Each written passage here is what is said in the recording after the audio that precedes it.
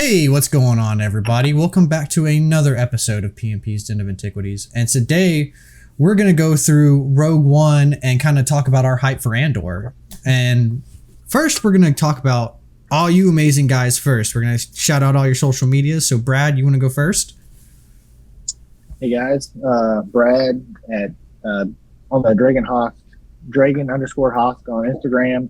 Hit the link tree. Follow me on whatever socials are on there. Right on. Grant, you want to go? Yeah, I'm Grant, and you can find me on Instagram at Vanguard Mandalorian. Very cool. Mackenzie? You guys can find me on TikTok and Instagram at MackenzieJoy _. Very cool. Nick? I'm Nick, owner of CGS Props, and you can find me over on Instagram at CGS_props. Very cool. Jake? J.T.Lovecraft on Instagram. You guys are on it today. You guys are just like knocking them out. No business, man. It's no horsing around. Don't jinx it. We've been here before. Michael, you want to go next? Yeah, I'm on TikTok and Instagram at Darth Cemerias with a C. Very cool. You guys can find me at PMPs_den, basically on any platform. And then also I'm going to shout out my business because I never shout out my business. If you guys want to go have like Lego props, video game props, go look up PMP Creations with a Z. I'm about to launch my shop probably next week. So I have my Etsy and my website. So go check that out. But now on to more important stuff. Rogue One.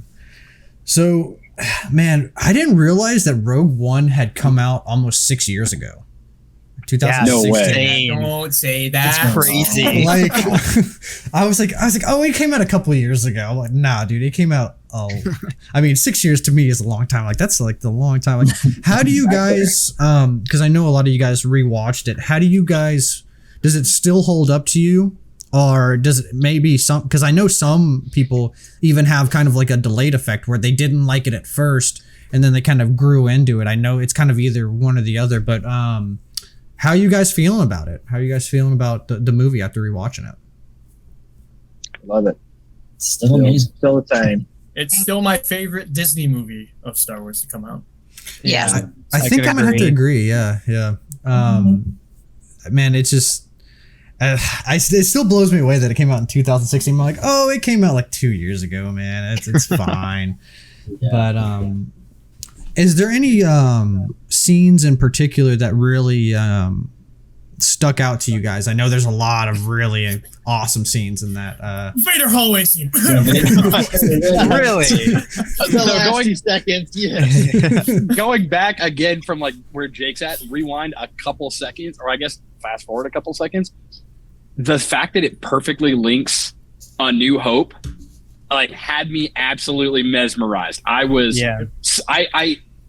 it and I instantly had to hop over to A New Hope just so that I could have that link. It makes me want to go back to like 2002 with a 6-chain DVD player so that I can hit like the next disc just so I can go right into that. Heck yeah. Yeah, I was kind of since we're around that era, like I was watching. I personally think they nailed Tarkin. Like, obviously, like that's not like who played Tarkin? Peter Cushing. That's the dude. Names escape me so much. Like, he's obviously passed away. But I guess the guy that they found to do that with the overlay with the face, man, I thought that was amazing. But the thing that kind of surprised me is that, like, I felt like personally they nailed Tarkin and like did not nail Leia at all. Like, I feel like Really? I felt the exact opposite. I Really? loved Leia. Oh, I loved it. I thought it was great. She turns in that one scene. She turns around and she's like, "They're like, what is it?" And she's like, "Hope." And I was like, "Yes, it's a new hope." Well, I loved everything about it. I meant more in like, I guess the like the CGI effects, the aspect. The scene itself is amazing. Like Leia at the end, like that's cool as heck. But I don't know. I felt like they just nailed Tarkin so like it looks like Tarkin, you know. And I felt like I guess that's true. With Leia, there's a little shakiness with it. But would you guys be opposed to them using, like, say if they wanted to go back and redo both? Would you guys be opposed to them redoing it, kind of like how they did Luke now, like the technology thing from 2016 to 2022, like the technology's gotten so much better, or would you want it to stay the same? Because I know some people kind of get a little finicky when they go back. Like I know when George went back and redid the first, the original trilogy and remastered it, man, I mean, people were just up in arms. So how do you think that would be kind of perceived now? If they, I think with those two characters, it wouldn't matter as much. You know what I mean? Mm-hmm. Just because they were already CGI'd characters. Yeah. We're not really I agree with adding that. anything. Mm-hmm. But I mean, if they wanted to start throwing in more scenes and stuff, I would actually be all about it. Give me more Rogue One. Let's go. Oh yeah. I have for I sure. have two thoughts about it, which is one is same with the scenes is because in Rogue One when they're going down to take out the shield, I was like I totally forgot, but you always notice how they use the original scenes or some from the original. You can tell like a little bit, and I'm like that's so cool. So I think they should do that as much as they can. But I know when it first came out, there was like that big thing. Everyone's like, should they use like people who've passed away? Like, isn't that kind of disrespectful or what? I know for me, I thought like if I was an actor, or I was in Star Wars and I was like this beloved character and I passed away and somehow was able to know that they're like using me still, like that's pretty cool in my opinion. I mean, using is bad. I guess You sounds get to live forever. Yeah, to like, me, that's it's dope, like a like, monument, Yeah, we I have think so. we have monuments of old presidents. We have monuments of everything. It's a monument to a character that we all loved. I think that it's a great homage to what they've done. 100%, especially too if they get I know a lot of those studios too, they try to get like the blessing from like the family members and stuff like that. Yeah. So I mean as long as you have like the blessing, I say go for it. I mean I don't know exactly where like more Leia could fit in, but I'm all about having more Princess Leia, especially if we see her like in Andor or something like that, maybe with Mon Mothma in the Senate or something, because I think they're gonna, that'd be cool. Okay, at least from the trailer they're giving off, we're gonna see a lot more of like the Senate and how things are being run during that time, and the true rise of the Empire. Yeah. I think. And I'm excited to kind of see that aspect of it, because that's kind of skipped over. You just see in Revenge of the Sith, it's like the first galactic empire, and then it's the Empire. Like there's no like kind of like middle ground. So it's I liked a lot what Bad Batch did. Exactly. Portraying that, because they showed the clones' perspective on Kamino in that big bubble. And the whole idea of like decommissioning clones, like they were flushing them out, like they didn't want to use them anymore. A little subtle hint like that in Kenobi with Ten begging for change. yeah. Did you guys see the Phase 2 clones in the Andor special? Yeah. I'm sure everyone caught on. I was really tempted to screenshot it just for this, and then I ran out of time. But I saw that and I was like, no way, we're gonna see more Phase 2 clones. Here we go. Yeah, they really like hid that. Like it literally, you see it like if you blinked for a split second. One clip in the trailer. Yeah, that little snippet, like preview that you got on Disney Plus as well. The main character, or one of the main characters that Cassian's talking to, that actor, because I'm a big Pirates of the Caribbean fan, like huge, like as a kid. That's Bootstrap Bill. Yeah. No way, dude. What? Yeah. 100%. Bro. William, Yeah. you've come to save me. Yeah. He told me. I can't believe that I never saw that. Like I never knew that he was, because I always think of you're talking about the guys like Cassian Andor. You're talking about him. His name's like Skarsgård or something. His last name. He's a Swedish. That's Pennywise's dad. Really? Oh, really? The actor? Dang, he's all over the place, because I thought Thor, because that's where I saw him. His son. I can't. Yeah, he wasn't Thor. Well, another son was like in True Blood. Blonde-haired vampire. Yeah. Mm-hmm. Yep, that's right. Dang, man, he's been all over the place. Here we go. Yeah, that's crazy. No, I'm like a huge fan of Pirates of the Caribbean. I can't believe I never put two and two together. My mind is like, Bootstrap Bill, you're a liar, and you will spend an eternity on this ship. That was so good. I'm a little worried about the direction of Star Wars as far as that stuff is concerned, though, because Star Wars has always used like non-name brand actors and everything. And I think they've started to kind of, people want to hop on that train and be different things. Same thing we see in like the MCU and everything. So I'm glad he's a good actor. He was. He's a good proven actor. but he's not like over the top. Like you said, like, oh man, I didn't even see that connection. Perfect. Great. He's exactly what we need in Star Wars. We will be able to envision him as we that don't want character. The Rock playing like a Death Trooper, you know? I've seen him. Yeah, exactly. Yeah. Yo, on the real though, what character could The Rock play if he was in Star Wars? This has nothing to do with the Rogue One roundtable, but since we brought The Rock exactly. in, who? Hopefully somebody in the Sarlacc pit. Yeah, I don't Darth know. Bane. Yeah. Darth Bane. Oh man, that'd be Ooh, crazy. yeah. Or Malgus. Yeah. One of them. Ooh. Oh, Malgus. Oh, him as Malgus. That would be Malgus a would good be sick. Malgus. Yeah. That'd be cool. That'd be cool. Gosh, So I don't even know. I'm curious because I've never really, I don't think like on any of my podcasts or anything like stated kind of like my favorite Rogue One character. But before I do it, I'd like to hear what your guys' favorite Rogue One character is. K2SO. Okay. Why? His humor and like his super dry humor is exactly how I am at work, and I love it. And then the fact that he is like the main robot, like droid character that we see in Rogue One. Every Star Wars movie has one. Usually it's R2-D2 as the sassy droid throughout all of it. And now we have K2SO. And I just loved it, especially the scene where he's like, prisoners? Yes, these prisoners. I'm escorting, just like that.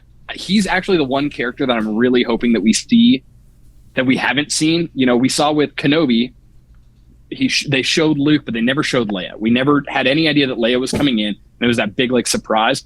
I'm really hoping that Andor gets taken in by the rebels and we see how he ends up with K2SO, because they have such a deep-rooted dynamic throughout all of Rogue One. I feel like he has to be in there somewhere, and we just haven't heard anything about it. So that's like my big hope as far as this entire show goes. I don't care about anything else, if I'm being 100% honest. As long as I get 2 minutes of K2SO in one episode, I'm set. Felicity Jones like makes her way out of the Juggernaut and he grabs her. Congratulations, you're being rescued. Yeah, exactly. Yeah. When I was at D23 a few years ago for the Disney Plus panel, they had Alan Tudyk and Diego Luna come out to talk about it, and I believe they said that K2 doesn't come in until season 2, so don't get your hopes up. Oh. Until season 2, so my hopes are up. Yeah. I mean, he'll probably. I would imagine like they probably have to go to like some like crazy like secret base at the end of like the season 1, and then they'll like kind of like sprinkle him in like right on the finale or something like that. So they'll or they'll just save him for season 2. But that's still crazy that they announced season 2 before season 1 was even like. Had anything for season 1. They're like, hey, we're having a season 2. And we're like, oh, okay. Must be a good script. I mean, yeah, that's better than we've had for any of the other shows. Bad Batch, The Mandalorian, anything else. Like, we had no idea that we were going to get a season 2, but here we go. I'm all about it. I think the guy that I could be wrong on this, but I think the guy that wrote Rogue One came back and wrote for Andor. I want to say you're correct too. Yeah, I think so. Yeah. Now we have to do research. Yeah. Now we have to do research. But if that's the case, I mean, I think that's. I thought he told a good story. I like that they're. And we'll circle back to the characters because I know we just got to Grant with the characters, but I like also too that they're not only. Maybe they didn't use the volume at all. I don't know. I know they shot a lot on location, which I thought was also really cool. I think that's going to put a different level to it, like the layers that we're going to get, which, I mean, I love the volume, everything that we're getting from it, but being back in a physical location, with the true environment behind you, I mean, I think it's going to help the vibe. Oh yeah, for sure. I couldn't agree more. I think that's what that was one of my big things with the prequels when they had come out. Like the technology had like never been done before with the prequels. Like the stuff that George Lucas was able to do, like that was like cutting edge stuff. But to me, it kind of lost some of its magic from the originals that were shot, and on locations and stuff like that. Whereas like the prequels were just shot solely on green screen. And I think it's kind of like the same thing. We're kind of going in this new realm of like the what is it called, the sphere or the dome, what was it called, the volume, that's what it is, the volume, and I like that they're kind of breaking away from that and not only using that. I think that's really cool. But let's get back to y'all's favorite characters. Brad, why don't we go with you next? What would you be? Does it have to be a character or can it be a ship? because Go for it. Yeah, go for There it. we go. He's got the ship. Yeah. Oh, he has all of it. This here. So even the character Dragon Hosk, I mean, that character starts for me in the Rogue One series. So, which I've never told anybody the backstory, but long story short, the ship You told itself. me. I know. Yeah, well, yeah, Grant knows. But the U-wing itself is just amazing ship. You know, seeing a couple different variants of it in the series, but the pilots and stuff. But if I had one character that's still not a main, this guy here, Oh yeah. Cemerias, Yeah. you Mhm. know, seeing how he takes charge, you know, just constantly watching guys drop left and right, but he is just powering through it. All right, guys, circle back around. Let's go back in. You know, he's just driving it home for the team. Oh yeah. I thought they nailed the squadrons, and I liked that there was more Yeah. squadrons. Yeah, You know, and then now all the different flavors. yeah, and then now, you know, when you are now, I say now, in the original trilogy, you got Red Squadron. I think that's the only one, right? And gold. No, There's you have gold Gold still? Squadron.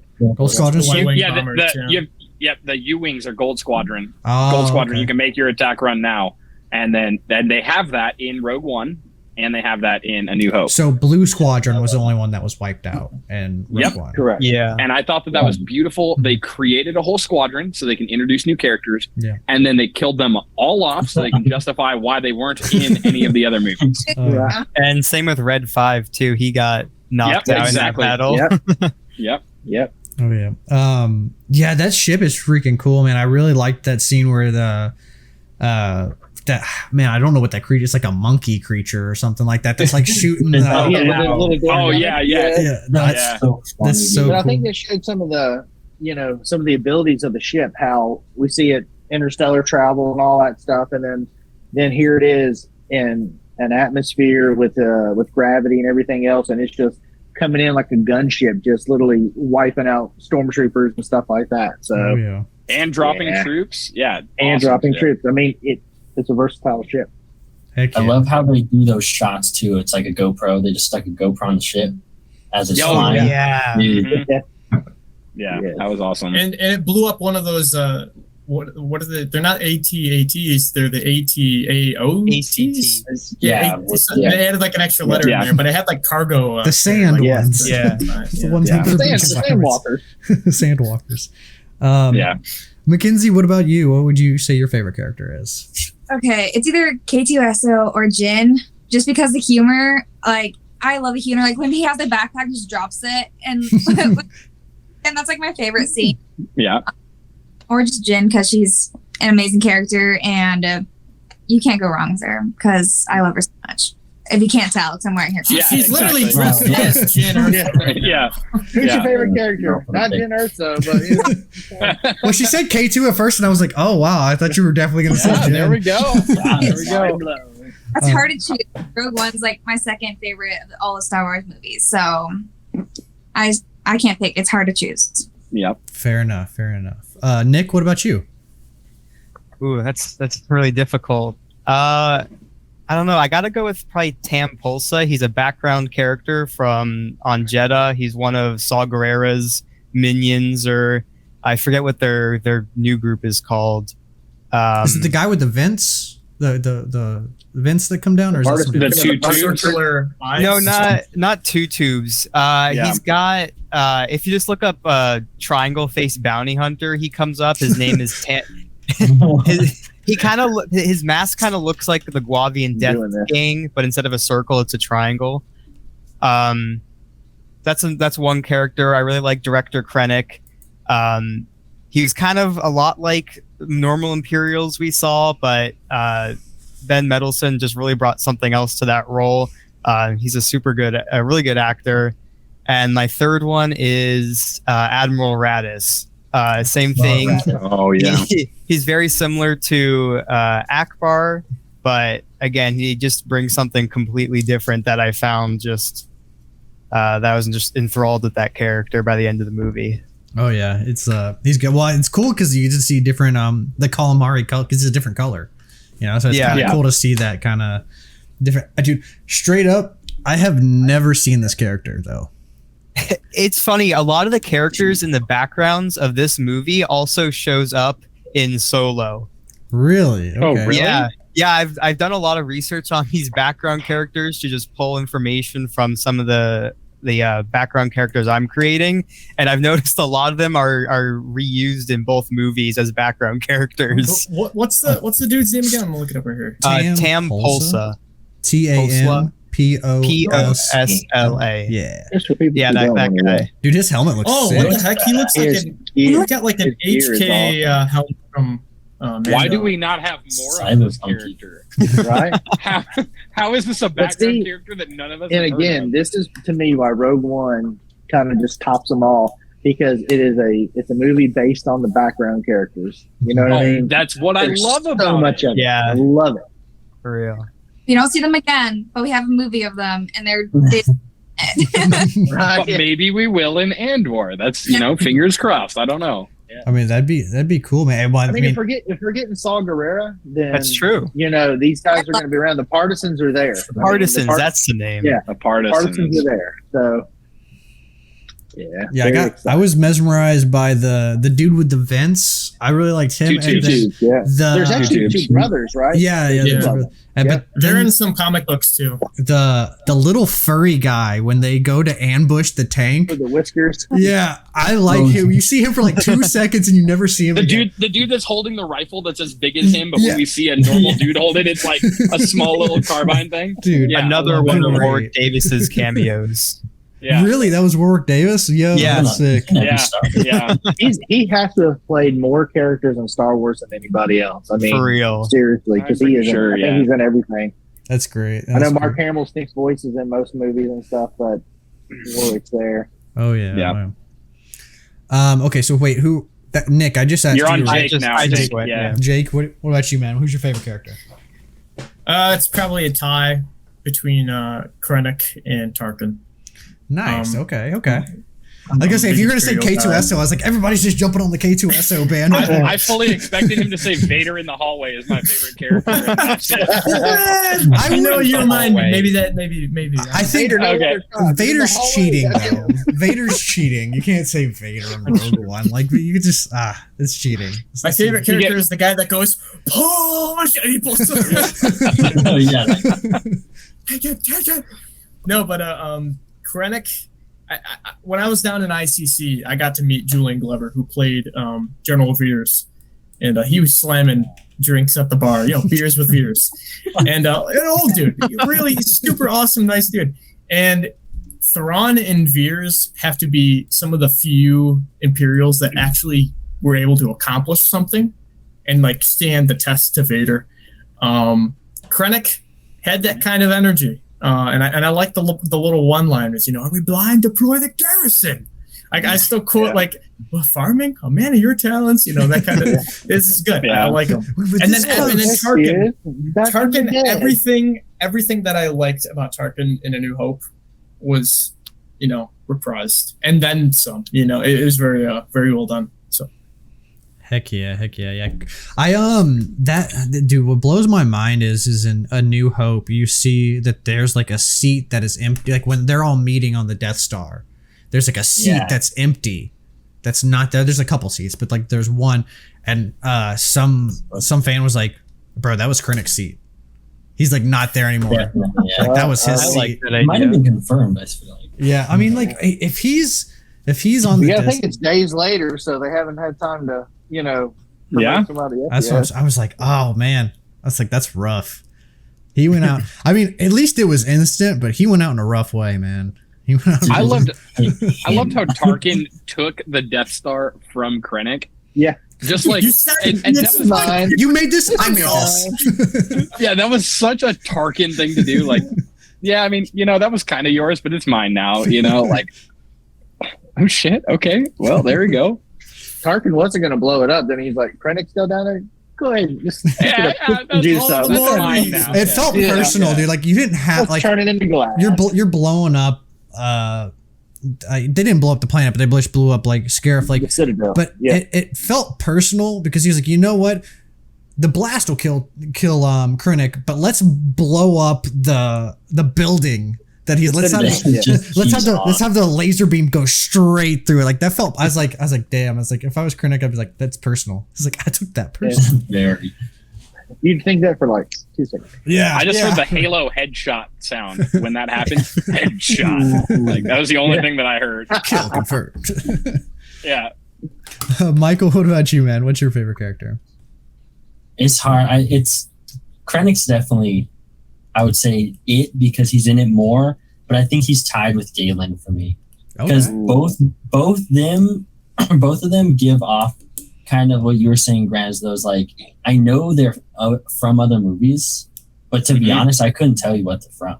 I don't even know. I know I've seen them because they just have this specific acting to them. The one actor that I think got me into that, like the actor is a very specific, like almost acquired taste is, I don't know, I guess what else he's in, but the guy in Django that buys Django, he's also in Glorious Bastards. Yeah. He's such a specific actor, and like I love him for that. Oh, and I feel like Christoph Waltz. They give off that same vibe, just being like their own thing, and like you don't really see, that in Star Wars, I guess, a ton. They're very much like the heroic kind of, like they have their own preset story that everyone kind of gives them, and so when they're kind of like a side character or someone that's not like a Jedi or a Sith Lord, and they're just kind of someone else, they give off that.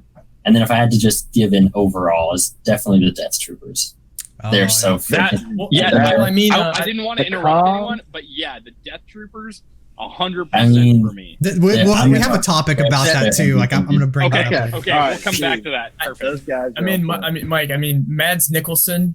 Off the top of my head, the only movie that I can think of right away that he's been in is he played Hannibal Lecter, and he was great in that. Every movie he's been in has that same like James Bond. He was in James Bond. Yeah, he was one of the main bad guys in James Bond. He's one of those guys who's like, okay, yeah, that's Mads. That's the guy. And I guess too, and he's in.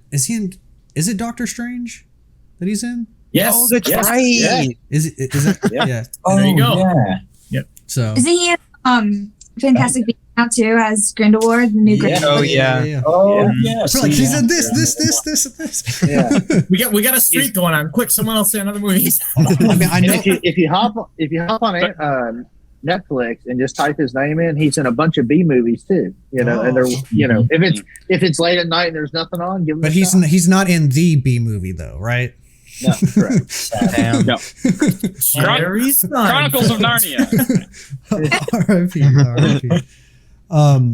Okay, so I'm glad none of you guys said my favorite because I got to give my boy some love. Chirrut, man, that scene where he's just like, "Let them pass in peace," and then he just beats the living crap. Oh, yeah. Like, that's just Johnny Yen, the IP man. Dude, I know, I love it. I love it, dude. I'm all. He's not even acting; he's just being himself. Dude, another tie. He's gonna be in the new John Wick movie, and I am so excited to see them. Is he? Crazy. Yeah, he's like the main guy that's going up against Keanu in the next John Wick. Wow. I cannot. It's gonna be good. Wait. It's about to go down. I look forward to some Force vibes. But no, I think that concept is super cool, and I kind of hope we see that in the future of just like somebody who's, I guess you could say he's Force sensitive but can't use the Force, right? Like he's Force sensitive. Well, technically he's using the Force. He's Force sensitive. He's using the Force, but he's not like a Jedi. Yeah. You know what I mean? Like, exactly. I loved that. Mm-hmm. You guys have heard before, I love Star Wars for Star Wars, right? But I love background characters, and I'm not a lightsaber person at all, but to see someone, yeah, I know, right? I know.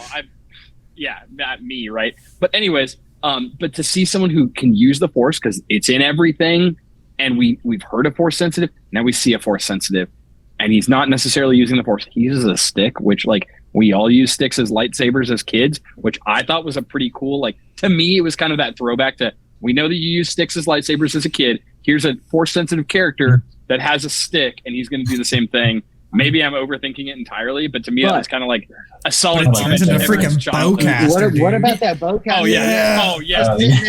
Listening for the ties. Oh yeah. They're on Edu.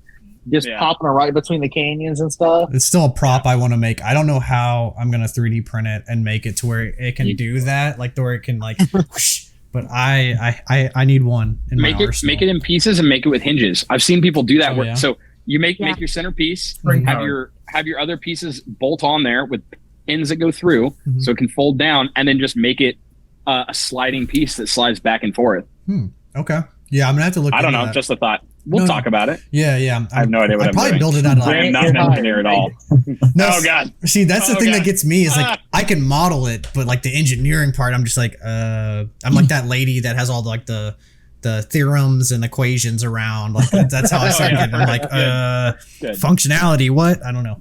That's how I am constantly. We'll talk. We got this. Yeah, for sure. We still need to have that makers roundtable. I want to get waiting that for it. Yeah, I've been meaning to get that, dude. I'm behind on so many freaking videos. I still haven't. That Darth Maul. I know I'm going on a little tangent here. That Darth Maul hot toy that I got. I literally got that 4 months, like 3 months ago, and it's still sitting in the box on my floor because I just was like, I will not open it. I have to do a until review you can video. do a video. Yeah. Oh yeah. I was like, unboxing. I was like, I will not open it. I look at it every day. I'm just like, not today. Like I just gotta be like tomorrow. So I'm so behind, but we'll get some videos going. For sure. All right. We're gonna keep on you about that, by the way. Please, I hope you hold me to it. That's what we're here for. I need it. Perfect. So we get introduced to a decent amount, at least in live action, of new Imperial troopers. You got the Death Troopers that, to my recollection, weren't in any live action until Rogue One, right? Do you guys think of anything? No, that was their first appearance. You don't even have Shadow Troopers until that. That's the closest thing we've ever got in live action. We got the Shore Troopers, which that's completely new, and then we got the Tank Troopers. Out of those three, which design do you guys like the most? Like if you had to have one, which one would you have? That's hard. The Shore combines the muzzle of the Death Troopers with the flatness of the Tank Trooper. Mm-hmm. Yeah. But I'm saying if you guys could only pick one, like say like there was three, like there was like a Batman style. I'm with Nick.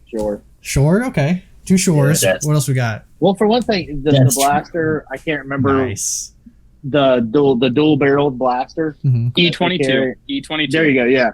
Thank you, Grant, for your technical 2 support. E11s, so it's Yes. E22. Yeah. That's all that it is. Nerd. Hank, I don't want to hear it. But the E11D of the Death Trooper is another. That's my favorite. That's my favorite blaster in all of Star Wars. Like straight up. That's my favorite. Have you guys seen? I don't know who it is. Somebody out there has they took a Profi board and all the LEDs, essentially put in a lightsaber, but put it into one of those. And he's shooting, and you can see the lights coming out from the barrel. Oh, dude, that's so awesome. sick.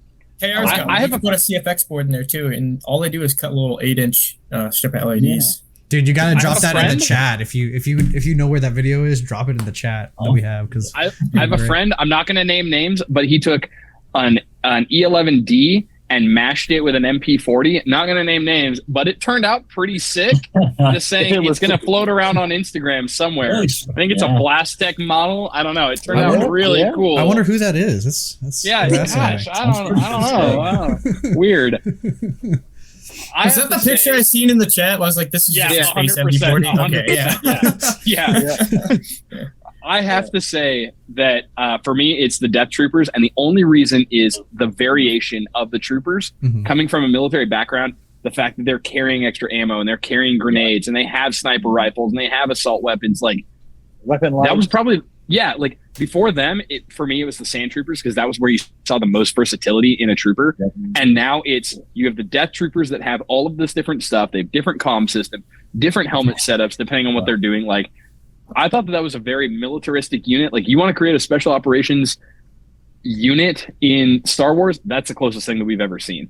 And I felt like chatter. Yeah, encrypted comms. You had encrypted comms, and again, we see so much in lore, in legends, in everything of Shadow Troopers, and we've never seen one in anything. And all of a sudden, there we are with the closest thing that we've seen. I thought it was a beautiful introduction, and now we see them in everything. Right now, they're in the cartoons. Now they're in Mandalorian. Yeah, the Mandalorian. You know, now we see him in everything. So obviously it sucked in something. I love the Shore Troopers because something about tan and I don't know, it just works. But for me, it has to be the Death Troopers. Yeah. Okay. Very cool. I second that. Mackenzie, what about you? Grant is stealing all my ideas and just. Okay, I'm sorry. Mackenzie's talking before me from now on. I'm sorry. But whatever costume it is, if it has like a ton of weapons on it, I'm all for it. Because if I can just load on like either swords, blasters, anything, I'm just gonna. That's my immediate cosplay go to. So yeah, the Death Troopers, because I love all the weapons on it. Very cool. Very cool. Mackenzie, I have to ask: would you say that weapons are part of your religion? They are. Oh, perfect. I love this. Well, since nobody said tank trooper, I'm going to give my tank trooper boys some love because none of you guys said tank troopers and they're freaking awesome. I'm looked into the cosplay, I swear. Get anywhere. So. And if you go on to 805 Armor Works, they have the full cosplay for that. Really? Yeah, I have the helmet. I have the file for the helmet. I just need to get the rest of the gear because it's not actually too complicated, really. Yeah, I like the pants too. Yeah, well, that's the thing that gets me with that. I'm like, man, that seems like that'd be kind of a nice cosplay. Like, it seems like it's like very like you can like move. You have a lot of dexterity. High mobility. Yeah. Well, so a lot of guys, a lot of 501st guys, when this came out, they had this influx of Shore Troopers because they said, you know what, we can finally sit down. We can actually go.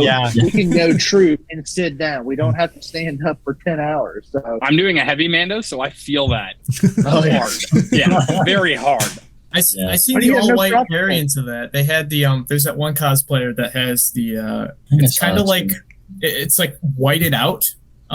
It's a Shore Trooper like mask, completely whited out, full armor, and that has like animal fur around their neck, and he's like carrying ice picks and stuff. So it's like I think that's the one from Solo. I think that's the one from Solo. The helmet is different, but it's similar. And then they did similar. Then they did I think it's just strictly fan, but it's the Ghost Trooper, which is just a Death Trooper helmet painted white. Oh, I've seen like that. Inverted colors. Yeah. I feel like that's creepy. Someone did a whole armor set out of it too. It looked pretty sweet. It's the inverted colors are very nice, and they put like a red T-visor in there too. Yo, that's sick. Yeah, I like the somebody I think it was on the 501st page or something like that. They did the tank trooper, but they did I think it's the shark mouth on like the side. I've seen that. I want to make that helmet so bad. I'm like, it's so cool. The only thing I wish that we had seen more of the tank troopers. You know, we see the guy sitting in the top and they drive around, they get blown up. And that's the only thing. That's it. That's the only thing that we see. I wish that we could see and hope, like, kind of my hope is that we see in Andor, he's a saboteur, all that type of stuff. I'd love to see a row of tanks, very German World War II Tiger tank style, with those tank troopers walking around, maintaining their tanks, getting ready for whatever major operation. And I think that would be a great more bring in of those tank troopers, have them scramble and all load up in their tanks or something. But to me, all we saw was like 2 minutes of this dude bobbling down the road and then getting blown up and like. What Grant's saying is go watch the movie Fury. But Star Wars. Star Wars edition. But no, Grant actually said this is like the Death Troopers being in Rogue One is like the first iteration of like the closest thing we have to Shadow Troopers.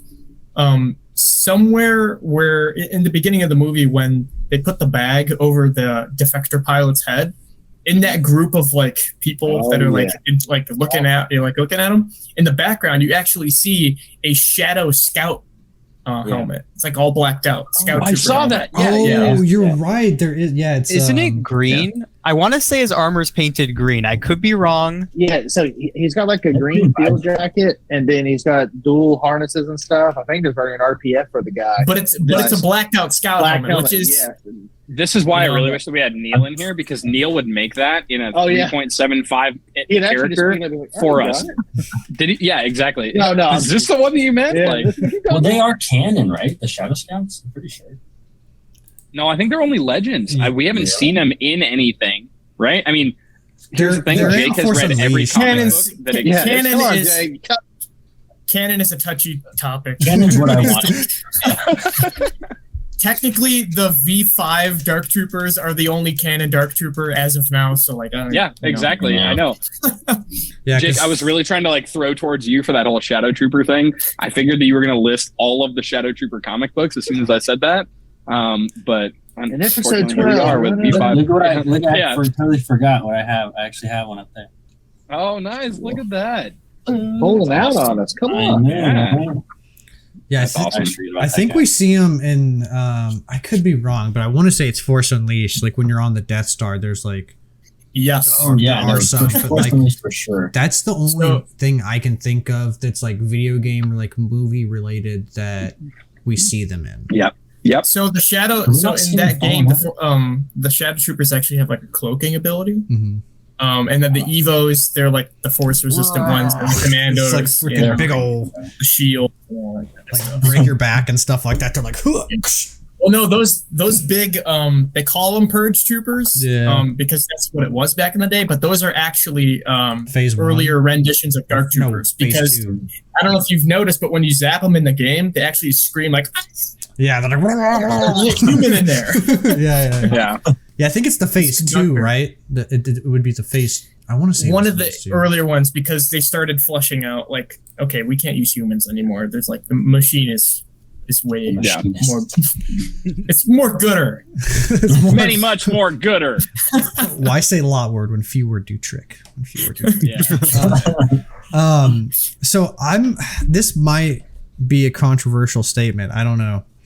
But I think personally, out of all of the Star Wars movies that we have, I think Rogue One might be the most cinematic out of all of 100. them. Yeah. What do you guys think? I want to hear your. I'd agree. I mean, just with a lot of the shots and stuff. I mean, think about at the beginning, the opening scene with Krennic's ship coming in over the, the black sand, and then the mountain. Then there's green. There's all these different colors. I mean, that's the opening shot, and then we have that multiple times over the beach of Scarif. I mean, even the stuff through space. I mean, how they rotated through. We never really got overview shots as I would say like is real as that. You know what I mean? Mhm. Yeah. I would say. Oh, go ahead. I was just saying, I think if you split into two parts, so like, because I mean, I think if you even say The Last Jedi, which is obviously a lot of people don't like that, that's a beautiful movie. No, cinematically, 100%. Yeah. So I think for Rogue One, like it didn't have some of those shots, but where that made up for is it was like a simpler take on things. So, usually I think there's even like a meme to explain is like, there's this thing, this guy's like, oh, I want to be, teleported into Naruto. And then the guy's like, oh, well, you can't come back if you do. And then he gets teleported. I haven't seen Naruto, but he's, I guess, at the village that Pain like kills everyone, like just blows up everything. So he like spawns there and then he's like, oh shit. But it's kind of like that where you're not like the hero's perspective. You're just some guy, more or less. It's very like boots on the ground, troops, militarism. Same with that Grant was saying is it's like very military based. Like the World War II vibes for that movie is insane. So when you mix the cinematography with the vibes, it's almost like looking at a World War II like old picture where it's like it's not really anything special. It's black and white or it's recolored and it's like fuzzy, but it's like it's real. It feels real. And so when you put those two together, I love that. And that's why I think maybe it is. For me, First time we've seen the Empire as well do a firing squad. Yeah. Yeah. The brutality 100%. of the Empire. Yeah. For me, it was a combination of the darkness and the scale. We've all kind of hit on it. I don't feel like we followed a character. Every other Star Wars movie, we follow a character. We follow Luke Skywalker. We follow, Rey Palpatine, whatever. We follow a character. You know what I mean? Like, but in this, it was scale. It was large and oh, here we go. It was large. It was larger than life. Yeah, technology. So large it took his camera out of it. Yeah, well, yeah. There we go. The Death Star just hit me. But no, like it was large and it was more than we've seen.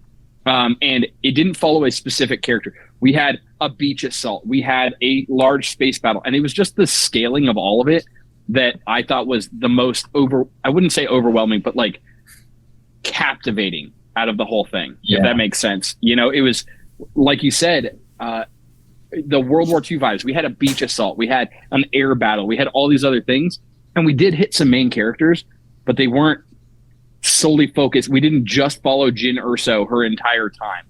You know, we saw Andor and we saw Jyn and we saw all these other things. I just thought that the entire thing was captivating. The cinematic scale of it, I think, is what really got me. Not just like one scene or anything. Yeah.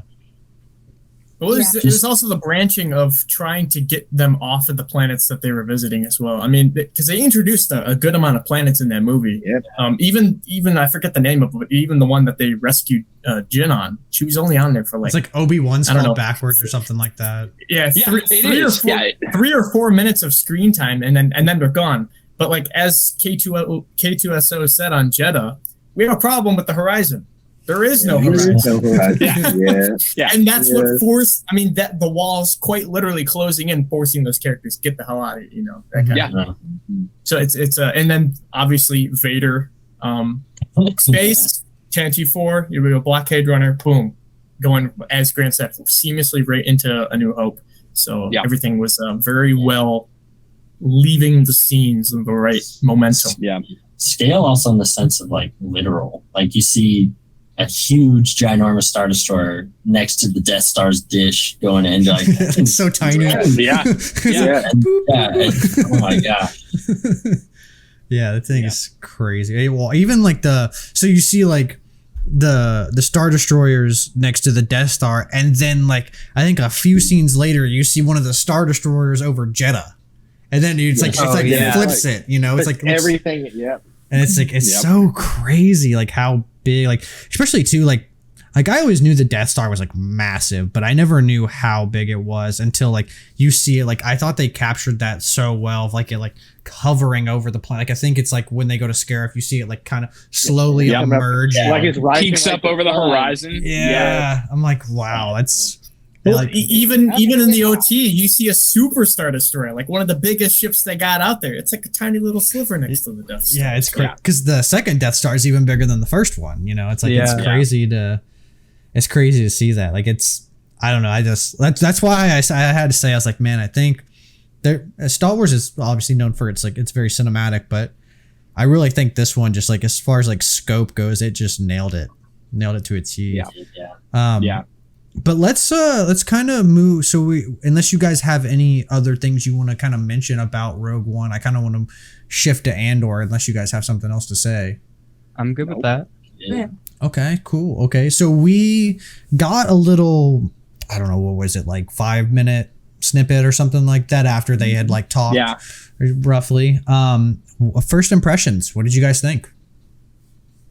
I think for me, it definitely set the tone. Because I think Skarsgård mentioned to him that he knew his father was like hung in a square. So for me, that told me like, oh, this is going to be a lot darker than I might have originally thought, touching into those types of themes. So I'm excited for that. I'm hoping because like Obi-Wan hit a bit of the darker points and but also we kind of saw in Rogue One Cassian being like, I did bad stuff as and that was kind of like because you're like usually just think everybody from like the rebellion is like good and they're good people, but not everybody is a good person genuinely. They did bad stuff for good cause, I guess.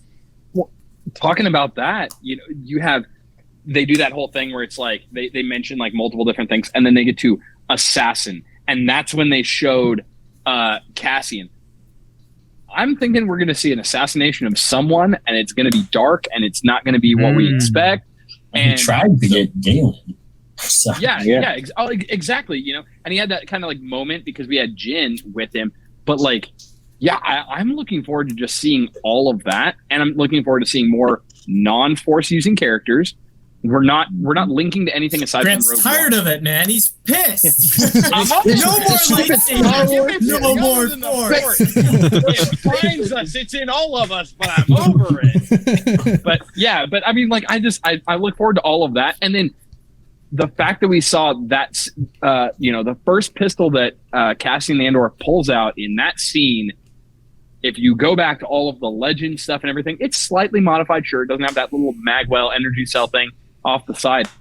But aside from that, it is something that we have seen in Legends and all sorts of other places, and now we're seeing it in film. I think that what I look forward to is seeing I don't want to call it fan service, but we're seeing the things that we as Star Wars fans have loved for years now being put into canon or however you want to see it. I'm seeing it on the screen, and that's what I look forward to. Heck yeah. The one thing that I thought was and we didn't really get a whole bunch of context to like he was like stealing a part right from the Empire. Yep. And when I saw that, I was like, man, this motherfucker is hypocritical as hell. He's getting on Jin for like not joining the rebellion and like being like a thief and all that stuff. And he's like, some of us decided to do something. Like, bro, you're doing the exact same stuff she's doing, just like 5 years earlier, and then you decided to join the rebellion because I looked at the part straight away. I thought it was Vader's chest piece. Dude, I kind of thought that too. Yeah, Oh, That's a I ballsy thought was- move. Vader's sleeping. Grab us. I'm like, how did you walk in there and just waltz about and just take it?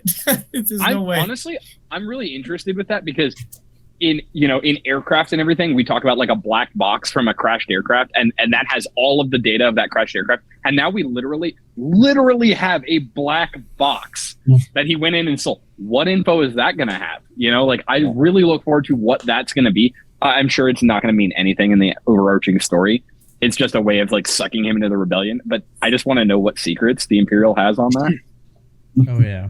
Show me your secrets. Also, since we were talking about like military, like divisions and stuff like that earlier, I really hope we get some Royal Guard love, dude. Like the Crimson Empire is an amazing comic book. I don't know And, if like, it'll make sense in Andor. Like, I mean, you could have something. I mean, they're like, he could be stealing something from a high security thing and go up against one of them. That's all I need. I just want to see some action. I want to see them do more than stand. Yes. I want to see it, but I think that's a little bit later on. I mean, Vader's whole, Well, basically ran with Kirkanos and all of those they're characters. Could be a version of them. they're in Rogue One though. They're like when Vader's. I'm talking about the academy for them though, like the Imperial Knight training, like become the best of the best. Yeah. Because at the time, like early Empire, they were still just turning ARC troopers practically into guards, because they were well trusted. Hey man, to throw away some of the legend stuff, speed up the timeline a little bit. Come on, we put this here, hot glue this on. Yeah, they're already doing it. Might as well, right? I mean, we did have them though, right? Like, because in the prequels, they were just blue with like a fin. The Senate guards, yeah. I mean, they're around. But with Max talking about like Crimson Empire, that's the academy. That's like right. I just meant more of like seeing them in act, because like you see them in action in the Crimson Empire. Yeah. Like I want to see them walking around with force pikes, just waddling around. You see them in like the original trilogy, and you're like, okay, they're just like dudes wearing like freaking Snuggies and stuff like that, like with nothing, they're just chilling there. But like, which you don't know until like the comic books and stuff like that, it's like they're just like decked out in like gear from like head to toe underneath those like robes. So it's like they're like Jedi. As soon as they like drop the robes, like you're done, dude. Like straight Mackenzie role models right there is what they are. Swords and guns and everything. But what else are you guys excited for, or do you have any expectations or like cameos that you want to see, or even ships? You were talking about wanting to see Royal Guards and all that, but like the main thing I have on my mind is knowing that Andor is ex-separatist. Last time we got droids on screen, like battle droids, besides like Mandalorians, beefed up B2s and the gunship. I'm talking about like Roger, B1. Roger Rogers walking around, cutting them down like butter, that kind of stuff. But we see Phase 2 clones, like Regs, like in a pack of like 8 or something like that. Yeah. So I'd like to see maybe a flashback or something, some way to involve the separatist side of things when it comes to war. Yeah, I guess we never really know what really happens to them. I mean, it might be in like comic books and stuff like that, but they just kind of like, oh, Count Dooku and General Grievous are dead. They're out. Well, we know You know. in Revenge of the Sith, Anakin Vader takes out the Separatists or the Trade Federation, legions, the CIS. So that's like where the fate kind of goes gray, because we see like EU and I know Rebels has like an episode or something where they're like, they think they're still in the Clone Wars. Yeah. And then like the super tactical droid is like, we need to see like what really happened with all of them, besides them just shutting down from a big space donut. The battle droids that I like, when I think of it, I've done a lot of like the Dungeons and Dragons D20s of Star Wars. There's a lot of things that reference battle droids. I would love to see a warlord of some kind, a mob boss or whatever that has a couple battle droids. You know what I mean? Yeah, Hondo has a couple B1 battle droids that they don't know any better. They're just following their programming, and this guy happens to be in control of the drone controller. Like straight up just some bodyguards to some random spice dealer that has some battle droids. Why is that not realistic? They have military grade blasters. Why can they not have military grade droids? You know what I mean? Like just rolling up like that. I know that that's not like what we have seen for Andor, but I would love to see that. Why not? My mind immediately went to that one Clone Wars episode with the kid that's just chilling in a hammock with all these battle droids. Like, exactly right. Like we've seen the possibility. Just give us the application in live action. Right on. That reminds me of another thing. So like, they had like their own Senate, right? Like the Separatists. Like they had like Padme goes to one of her friends that gets assassinated. But like, I wonder like kind of what JT was talking about. Like, what happened to them? Did it just get like kind of like the Republic Senate? Did it just get dissolved after the war? And that I think that would be kind of interesting to see. And then if any of them maybe came over to the Empire. Like move from the Separatists. Or if any of them came over to the Rebels. Oh yeah, true. That's true. True. The clones, the clones go with the Empire. I was against the Senate. Now I'm going to go and I'm going to be a Rebel supporter. I don't know. That'd be pretty tricky. Yeah, I mean, as when Palpatine was saying like, into the First Galactic Empire, everyone's like, yeah, we're still the Republic. We're the good guys still. Yeah. And the bad guys, Separatists probably like, well, shoot, if they're still the good guys, I guess I'm going to go with the quote unquote bad guys. Yeah. I'm going to start buying a couple of U-Wings. There we go. But yeah, I mean, if you guys don't, I think we're at about an hour right now. Do you guys have anything else that you're excited to see for Andor or want to talk about before we kind of wrap this up? The ships. Ready to see all the different ships. I think we're supposed to see some different style ties in it. From different podcasts and stuff like that. We're supposed to be getting a couple different, versions of that. Seeing Skarsgård's ship. To me, it looks like a Carillion ship of some sort. It does. But it's got all the right angles and stuff. So yeah, for me, ships and the weapons, and I'm going to go ahead and say it now. The AKs. Oh God! I was about to say that. No, against that. No. But like I said before, I mean, there is a lot of if you compared it, AK stand out anyways. If you compare it to the real deal, there's a lot of differences that I can just pick up just from the small screenshot. But I just like, dude, the AK is literally the most recognizable gun out of any gun you can ever have, and that's why I thought it was a bad move. So I was really worried about that. I saw that and I instantly went in my head. I was like, okay, AK. But think about this, right? Star Wars came out in the 70s. Okay, cool. 1940s. What was one of the major weapon systems used? The MG34 and the MG42. Okay, well, fair enough. Okay, well, coming from someone will back me up on the military background. I got you. No, you're correct. Yeah, thank you. MG34 and MG42 were some of the most iconic weapons used during World War II.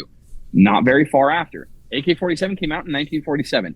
Here we are with an AK-47 platform that's been revamped. The same thing happened with what do I have a lot of access to? Oh, World War II props? Cool. MG-34s, MG-42s, that gave us our DLT-19s, and a couple other variants. And we're still rolling with that. We're like, yeah, that's Star Wars.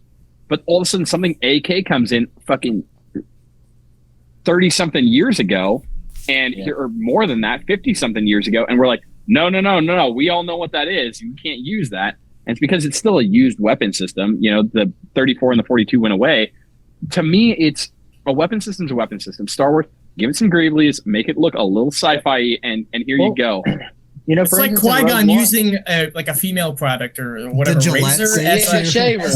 Yeah, Female yeah, product. exactly. But, Exactly. I mean, in Rogue One, a lot of the rebel troopers that were doing the invasion on Scarif, all those were M16s. The front end was converted in a different style buttstock. But So, It's I mean, not on my radar to really But- care about is it an AK or not. But see, that's Yeah, exactly. that's the thing. Gonna Is, shoot a eight. that's the thing is though is like I would argue in Rogue One that they still changed it. Like you could have like they get Literally- 100%. saw off the barrel, put another barrel on it, and put a side scope on it. Could have totally changed the look of it with two objects. You know, You could that's, have. that's all You I'm could saying. have. Is they could have thrown a little bit more work into it. Like if like the AK is not look at really right the there. problem. Look at right there. See that hanging? That's a Loosely. 1022 Ruger with a clear banana mag. Just take the banana mag out and put a fancy looking, muzzle barrel on the end, and then I don't know, break the scope or something. Put some dust on it. Star Wars laser sniper. It's as simple as people really complain about the similarities in it. But I think it's cool. I think they're trying to meld the two. Fair enough. That reminds me, and you mixed of this, as you said, the MG42. I know that's in Star Wars already. I remember noticing because Battlefront, it's a sniper, right? Mm-hmm. Yeah, dude, that thing looks so clean. It's the So that- T21, right? The T21. No. The T21 was a Lewis gun, a British Lewis gun, is what made the T21. They took off the drum mag off the top, and they added the scope, and they said, "This is a sniper rifle now." You know, like whatever. Oh, the dinner plate. Yeah. The dinner plate gun. Yeah. Yeah, but that mixed with how you're saying sniping and how Andor, might be assassinating people. I'd love to see some good sniping scenes. Like we saw in Mandalorian, 100%. we saw kind of that where they're on the speeders. Poor little But I'd Jaws. like to see straight up just like setting up all, again, military style, like how they would do it. Back to Rogue One. We saw Cassian. He was about to assassinate Galen. Yeah, for he his has mission. that whole disassembled. It was in the sniper configuration. I'd love to see that. Yeah, for sure. Assassin's Creed Star That Wars. entire movie had a bunch of just stealth mission style aspects to it. See, And to imagine him, shooting, taking out Galen, or attempting to at least, engaging in a long distance fight like that and on a rain planet, that'd be sweet. I'm calling it right now. Okay, so that gong thing. The church bell? Yeah. He's going to go up there, just Assassin's Creed style. He's going to snipe it, and then he's going to jump off the bell into a barrel of hay and escape and join the rebellion. Calling it right now. You heard it here we'll first, see. folks. We'll see. Is he going to do the cool thing where he does the dive off the side? Yeah, you're going to hear the yeah. what's the hawk equivalent in Star Wars? You're going to hear a Minox screech or something. I don't know. Oh no, the Morai. There you go. Yeah, Ahsoka's going to be there too. We're throwing Yeah. everybody in there. There we go. He's going to ride off into the sunset. I think coming from a cosplay background, my biggest thing is I look forward to seeing characters with Star Wars. You guys have all seen the disaster that is my current poncho, but I just look forward to costumes and the ability to, there's so many of you guys right now that have made these awesome Rebel costumes, whether it's based off of Jyn or just Rebels in general. I look forward to just seeing characters in Star Wars and some form of evolution of those costumes and moving forward from there. I think it's going to be absolutely incredible. The scale, all of that, I think is going to be brought into Andor. And I look forward to that based off of the trailer, based off of the little bits we've seen, the characters talking about it, the scaling, the on scene, instead of just being in the, what did we call it? The vision, instead of just being in the vision, I look forward to all of that. That move forward. That armor that he has, that's I think it's a dark green. Mm-hmm. It's just I don't even know what it is. It's almost like the mud. It's almost like the mud troopers, troopers, tank troopers, driver troopers, whatever. Yeah. Once 501st figures out, and that can be approvable. I want to do that so bad. It seems simple enough, but I don't want to wear a helmet one day. I'll put that on. Well, what about what about those on, officers? Yeah, those officers in the blue and orange. The blue and orange. Yeah, I'm wondering where they come from. I don't think that they're Imperial. I'm getting some real solid like French resistance kind of vibes. Again, we're referencing back to World War II. Yeah, like yes, you have the invaders, the Imperials, and then you have the local law enforcement, the almost borderline Gestapo vibe of we're 100% supporting the Empire, and then you have the local people that are like, no, we're going to resist that because we're a free planet, and I look forward to that. Some solid, and what's the name of the actor who is seen wearing that same uniform that you guys are talking about? That everyone is like, yeah, that guy should definitely be Star Killer. Oh, really? People are saying that? Oh yeah, 100%, man. I've seen it pop up. No one should be Star Killer. Yeah, I don't want. We're gonna find. Well, like everything else, I'll find it and I'll send it in the group chat, and I'll probably be wrong. But anyways, moving. He looks like the guy who does Darth Maul's voice. Sam Witwer. He looks like. Oh, we have Sam my God, Witwer. he's in it. I don't know. Yeah, we do have Sam Witwer. Yeah. Interesting. Okay. I look forward to all of it. For sure. I'm really interested to see the dynamics that we're going to end up with. Oh yeah. Because I think we're going to end up with some really interesting, awkward kind of. I don't want to say awkward. Some interesting tension between characters and factions and all that other type of stuff. Heck yeah. Well, thank you guys again for coming on and talking Star Wars with me. I know you guys are starting to become the regulars now. Always coming on, so I really appreciate you taking the time. Let's go through all y'all social medias one more time to let the good people know where they can find you. And we're gonna start from the opposite side this time. So Micheal, you can go first. Yeah. Well, I'm on TikTok and Instagram at Darth Cemerias with a C. And if you were listening to the last one, I'm still not done with my Kylo. So if you still want to follow the journey survival first, then you can find me there. Hey, Jake, you go next. j.t.lovecraft on Instagram. And I have some pretty cool, or at least a pretty cool project I have working on that I can't disclose. In the video, at least. This will be edited out. Fair enough. I look forward to that. Fair enough. Nick, what about you, man? You can find me on Instagram at CGS_props. From there, you can find my Etsy as well as a raffle I'm hosting with Nick Millay, one of the original creators for the Puppet of Yoda. So cool. We're raising money for his foundation, the Follow Your Star Foundation. So definitely check that out if you get a chance. There's a lot of cool prizes to be won there. Heck yeah. And all the links will be down below, guys, so you can go check all those out. Mackenzie, you want to go next? Yeah, you guys can find me on TikTok and Instagram at MackenzieJoy_. And if you want to follow my journey eventually restarting Cad Bane, go ahead and follow to him eventually. I feel that. Ain't the question. You're on the hook now, Mackenzie. You're on the hook now. Grant, what about you, man? You can just find me on Instagram for now at Vanguard Mandalorian. Very cool. And Brad? Dragon_Hosk on Instagram. Hit the link tree, gives you everything else. So if you want to see me do some painting, make some weird stuff. Make some awesome stuff. Yeah. Weird meaning awesome. Yes. You broke my heart.